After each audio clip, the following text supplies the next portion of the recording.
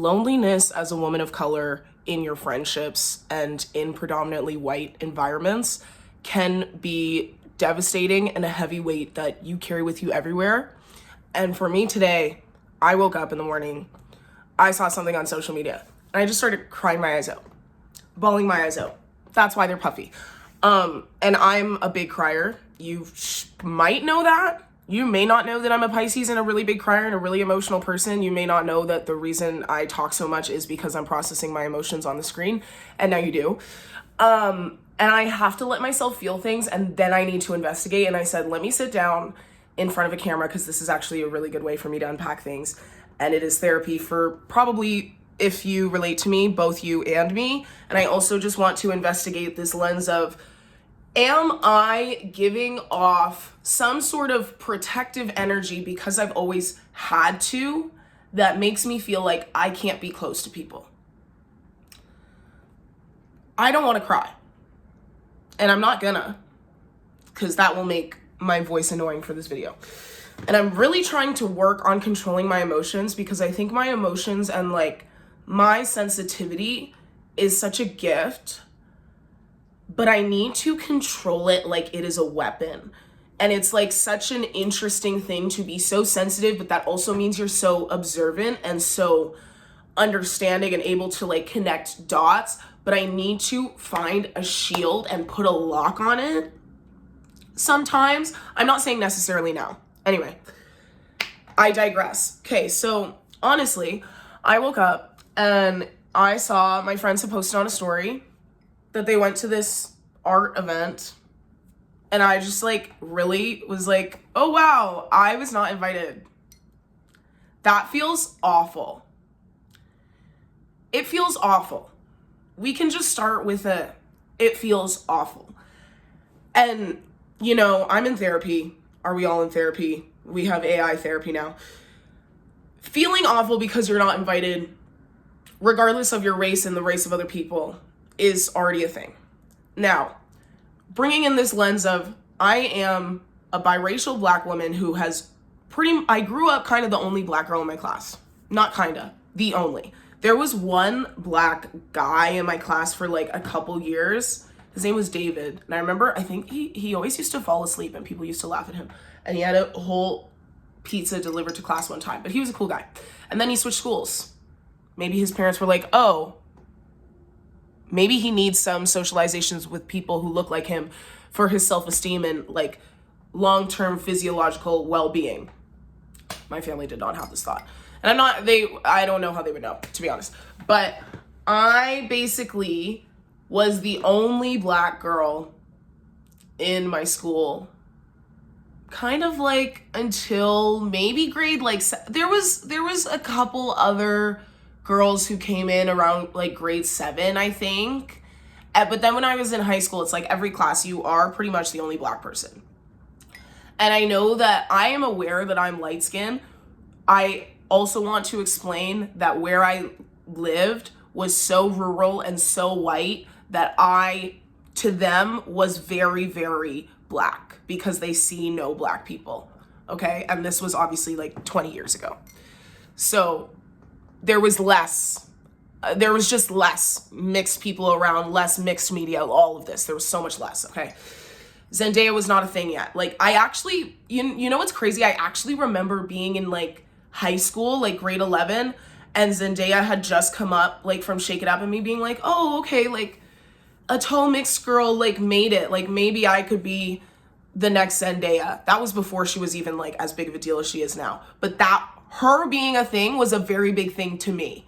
Cause I remember being like, oh, a tall, light-skinned woman. I haven't seen somebody on Disney like this before. I digress.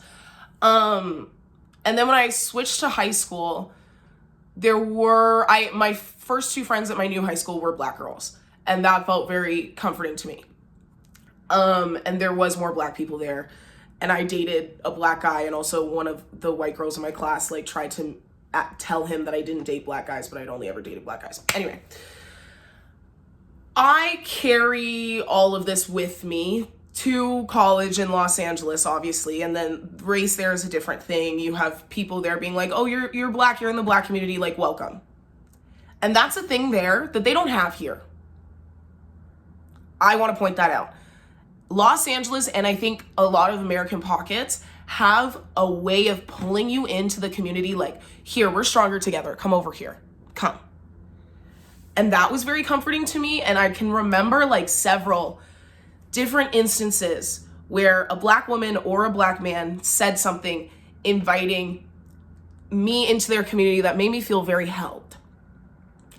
I have not had that since I moved back to Canada. I have not had that once.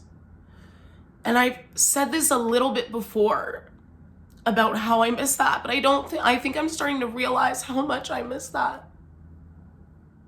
You know what I mean? And there's no solidarity here. There's no, it's no one's fault. Do you know what I mean? Like, the way it works here is very different because there's people who know exactly where they're from. Like, they know exactly where their family is in Nigeria. Their mom and dad came over and they have their community in a certain part of town and they have family and you know what I mean? And then Jamaica, same thing. Trini, which is my ethnicity, and my grandma, same thing. But it's not the same, like, if you don't have a really strong, like, family unit and culture, specifically where you live, like, I've never been super close to my family, then you don't have anything. There's not, like, a collective solidarity for the common Black person. Do you know what I'm saying? And the way that there is in America, because Blackness in America is born from displacement. Do you understand? So those who feel displaced are welcome in a way that is not true where I live now. And it hurts, bro. And every day it hurts in a different way. And I feel like I just need to be honest about that right now and be vulnerable about that right now. And there's so many things I love about where I live. Like, there's so many other cultures, and like, there's a lot of convenient things about living here, and it's not like all whatever. But one thing I really, really miss about LA is feeling like people care to make me be part of their community and they care to call me in.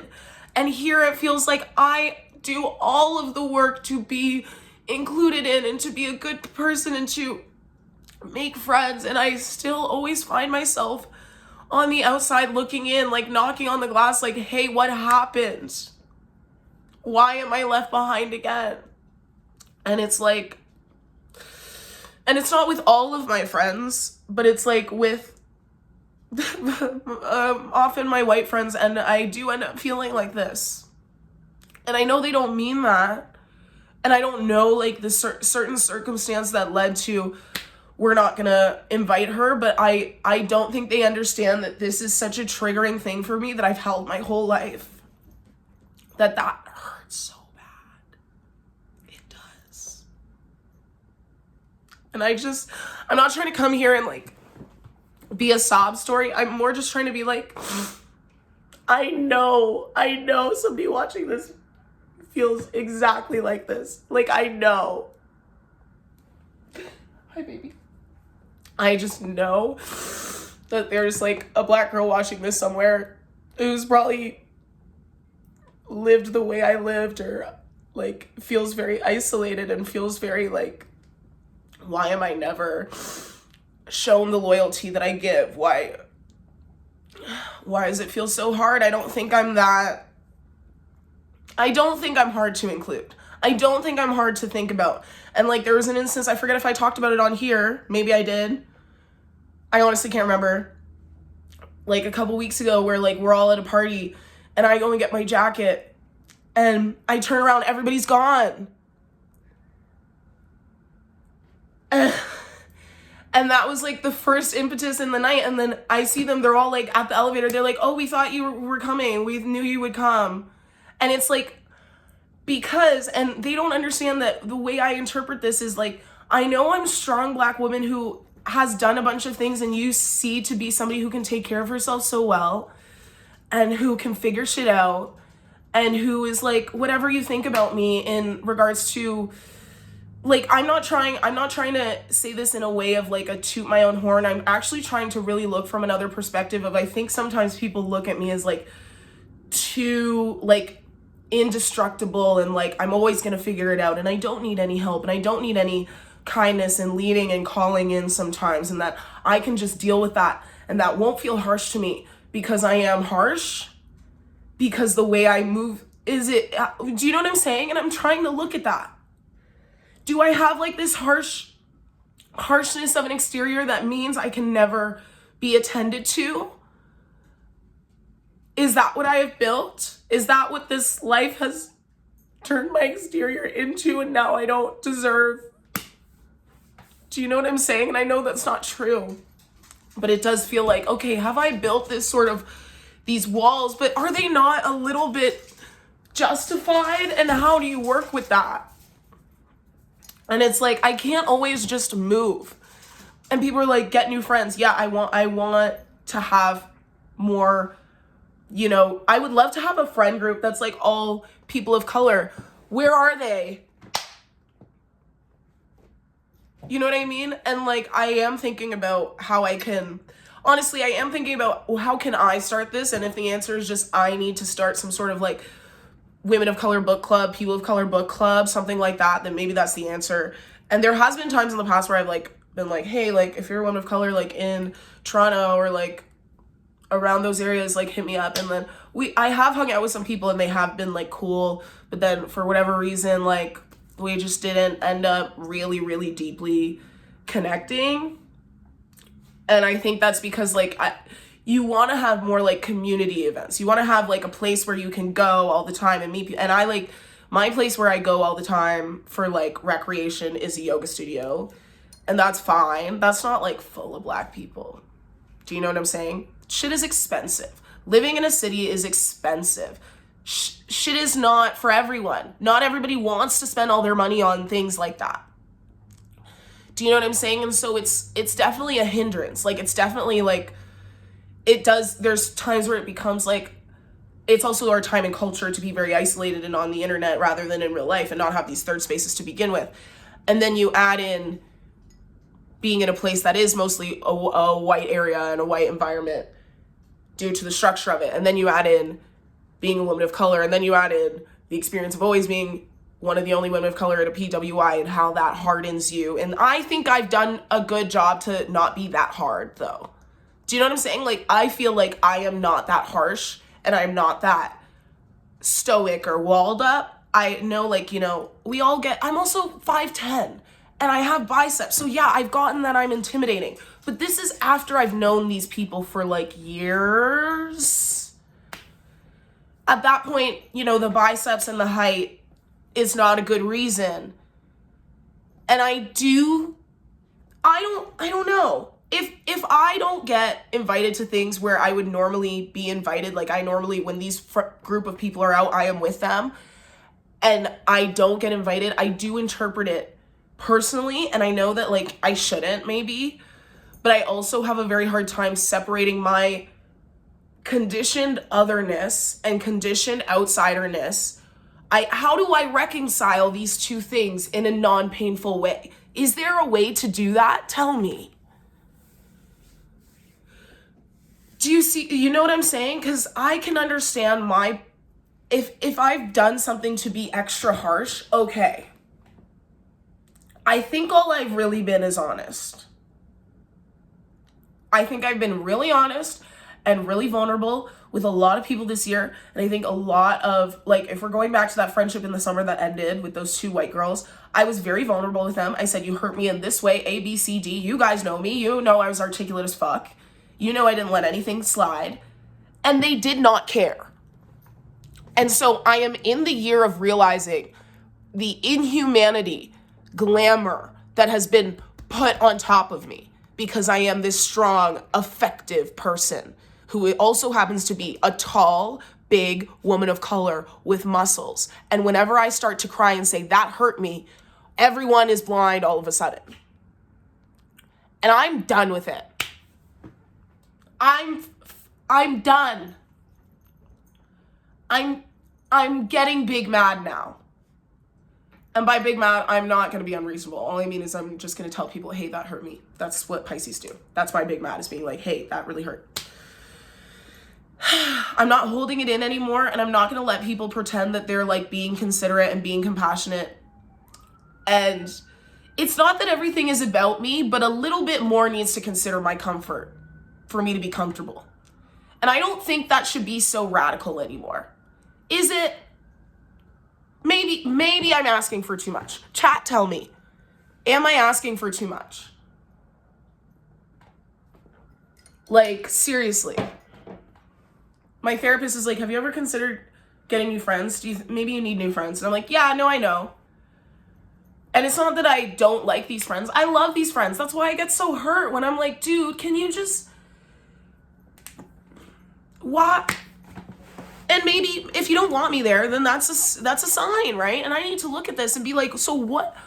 If these people don't value me the way that I value them, and the way I'm going to interpret this being a lifelong outsider is going to be really hurtful for me, and you can't even like shoot me a message like, if it was a, hey, there's only a ticket or something.